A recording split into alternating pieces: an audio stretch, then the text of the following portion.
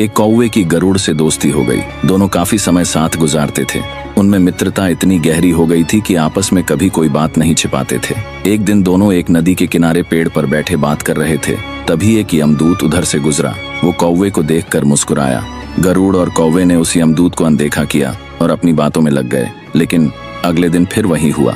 दोनों बातें कर रहे थे, तभी वही यमदूत फिर उधर से गुजरा। वो फिर कौवे को देखकर मुस्कुराया। इस बार कौवे को कुछ शंका हुई। उसने गरुड़ से कहा कि ये यमदूत मुझे देखकर कल भी मुस्कुराया था और आज भी वैसे ही मुस्कुराया। कुछ गड़बड़ है, हो सकता है मेरी मृत्यु आने वाली है।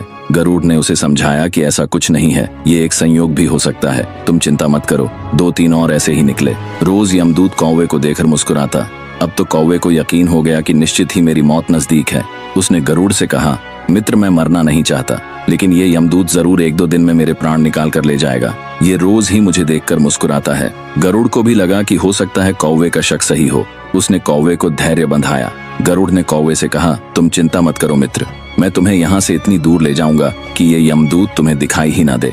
गरुड़ ने कौवे को अपनी पीठ पर बैठाया और उस जंगल से हजारों किलोमीटर दूर कैलाश पर्वत पर ले गया। दोनों को अब ये डर नहीं रहा कि यहाँ कोई उन्हें परेशान कर सकता है। लेकिन वे जैसे ही कैलाश पर्वत पर पहुंचकर एक गुफा तक पहुंचे, वहां वो यमदूत पहले से ही मौजूद था। उसने कौवे को देखते ही उस पर पांच फेंककर उसके प्राण निकाल लिए। गरुड़ देखता रह गया। उसने यमदूत से पूछा, तुमने इसे मारा क्यों? यमदूत ने कहा कि इसकी मौत इसी समय लिखी थी, इसलिए इसके प्राण निकाल लिए। गरुड़ ने फिर पूछा, तो फिर तुम इसे देखकर उस जंगल में मुस्कुराते क्यों थे?